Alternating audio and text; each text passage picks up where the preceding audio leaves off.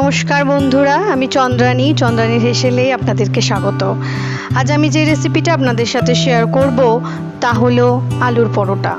আপনারা আলুর পরোটা সচরাচর বাড়িতে নিশ্চয়ই বানান, তবে আমি যে পরোটাটা আজকে বানিয়ে দেখাবো সেটা একটু অন্যরকম হবে। আসুন দেখে নেওয়া যাক পরোটা বানানোর জন্য কি লাগছে। প্রথমেই লাগবে 500 গ্রাম ময়দা। আমি এখানে মোটামুটি 500 ময়দা নিয়েছি। সাদা তেল লাগবে, নুন, চিনি, হাফ কাপ বেসন লাগবে এবং লাগবে জোয়ান। আমি সবগুলো দিয়ে মেখে ময়দাটাকে একটা ডো বানিয়ে নেব। ময়দার একটা ডো আমি এখানে বানিয়ে নেব। আমি ময়দার ডোটা বানিয়ে নিয়েছি বন্ধুরা। এখানে মোটামুটি যেমনভাবে পরোটা মাখেন সেরকমভাবেই ময়দা দিয়ে ভালো করে ময়দাটা মেখে নিতে হবে এবং ডোটাকে এরকমভাবে একটু হয়ে যাওয়ার পরে লাস্টে একটু তেল দিয়ে আবার একটু মেখে আমি মোটামুটি চাপা দিয়ে এটাকে রেখে দেব।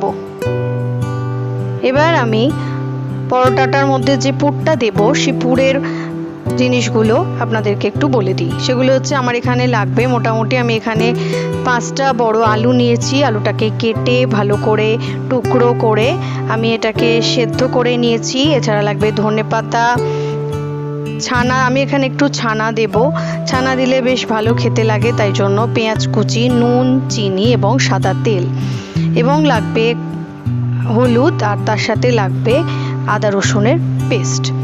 আসুন দেখে নেওয়া যাক কিভাবে আমি জিনিসটা তৈরি করছি। তো প্রথমেই আমি আলুগুলোকে খোসা ছাড়িয়ে ভালো করে হাত দিয়ে চটকে ভালো করে মেখে নেব। আপনারা চাইলে এটা স্ম্যাশারেও স্ম্যাশ করতে পারেন, না হলে হাত দিয়েও ভালো করে মেখে নিতে পারেন।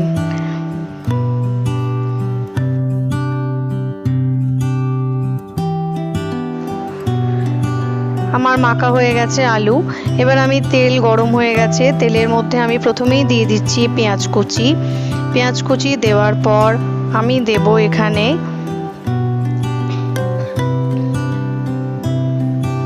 পেঁয়াজ কুচিটা তেলের মধ্যে একটুখানি আগে নাড়াচাড়া করে নেব।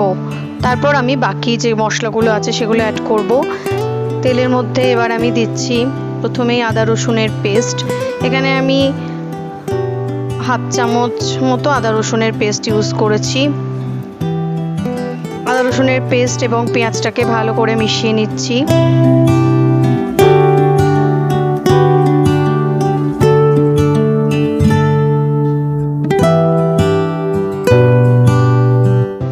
আদা রসুনের পেস্ট এবং পেঁয়াজটা মিশে যাওয়ার পরে আমি এবার আলু সেদ্ধ করে রেখেছিলাম যেটা স্ম্যাশ করে, সেটা আমি এবার এর মধ্যে অ্যাড করে দিচ্ছি।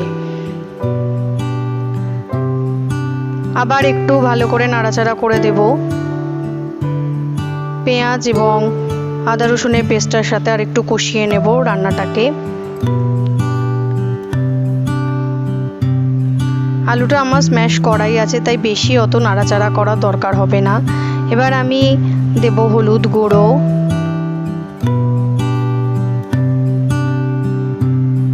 যে ছানাটা বা পনির, আমি এখানে ছানা ইউজ করেছি, আপনারা চাইলে পনিরও ইউজ করতে পারেন। দিলাম পরিমাণ মতো নুন, চিনি এবং দিলাম ধনেপাতা কুচানো। সমস্ত উপকরণগুলোকে এবার আমি মিশিয়ে নিচ্ছি। সমস্ত উপকরণগুলোকে আস্তে আস্তে ধরে ধরে মিশিয়ে নিতে হবে। দিয়েই তৈরি হয়ে যাবে আমার আজকের যে পরোটার পুর, সেটা আমার রেডি হয়ে যাবে। আমি এখানে ছানাটা ইউজ করেছি, আপনারা চাইলে পনির ইউজ করতে পারেন বা নাও ইউজ করতে পারেন, সেটা কোনো ব্যাপার না। তবে এটা দিলে কিন্তু আমার মনে হয় এটার আলুর পরোটাটা খেতে আরও বেশি সুস্বাদু হয়। আপনারা এটা ট্রাই করবেন এবং অবশ্যই আমাকে জানাবেন কেমন লেগেছে।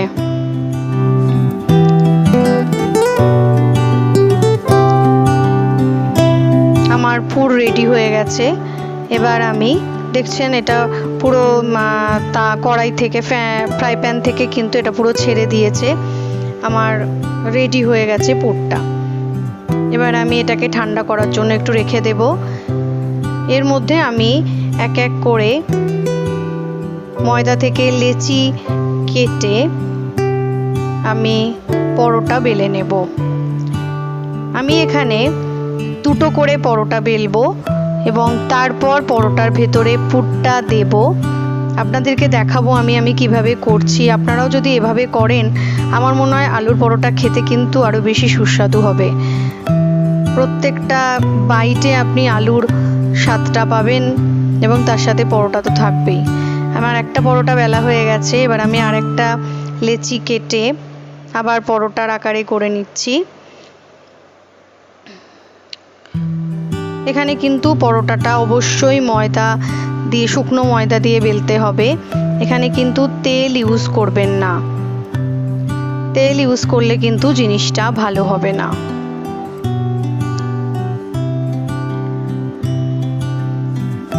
আমার পরোটা বেলা হয়ে গেছে, এবার আমি এই পরোটাটার ওপরে প্রথমে পুরটা দেব।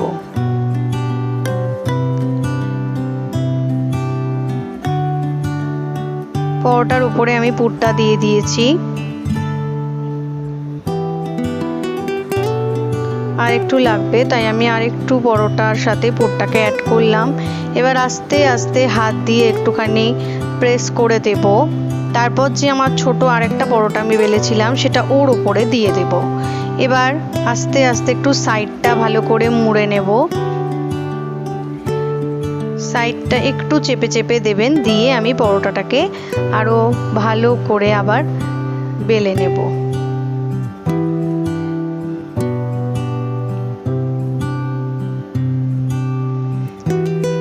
আপনারা এরকম ভাবে করে দেখবেন, পরোটাটা খেতে বেশি ভালো লাগে। আমার তো তাই মনে হয়েছিল।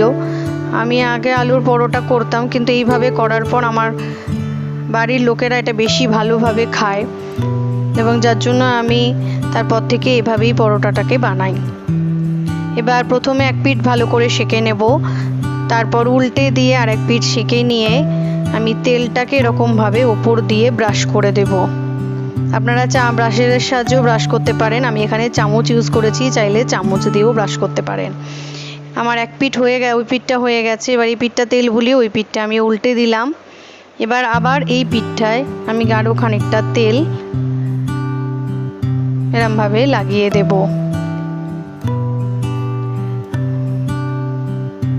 পরোটাটা করবেন বাড়িতে, করে ভালো লাগলে অবশ্যই জানাবেন, কমেন্ট করবেন এবং চ্যানেলটিকে সাবস্ক্রাইব করতে ভুলবেন না।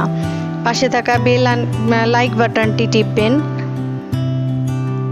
আমি আবার হাজির হব আবার নতুন নতুন রেসিপি নিয়ে আপনাদের সাথে শেয়ার করার জন্য।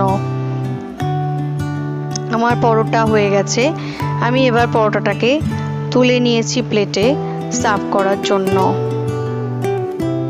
এবার আপনারা চাইলে এটা ধনেপাতার চাটনি দিয়ে খেতে পারেন, বা আচার বা সস দিয়েও এটা খেতে পারেন। এবার আমি পরোটাটাকে এরকমভাবে ছুরি দিয়ে কেটে নেব। প্রথমে মাঝ বরাবর কেটে নেব, তারপর এরকমভাবে পিৎজার মতো, পিৎজায় যেমন শেপ থাকে ওরকম তিনকোনা আকার করে বের করে নেব। দেখুন বন্ধুরা, পরোটার মধ্যে পুরটা পুরো সমানভাবে রয়েছে এবং দেখতেও কি সুন্দর লাগছে।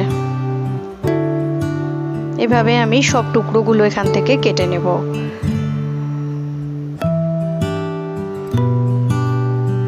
আমার পরোটা রেডি টু সার্ভ। নমস্কার।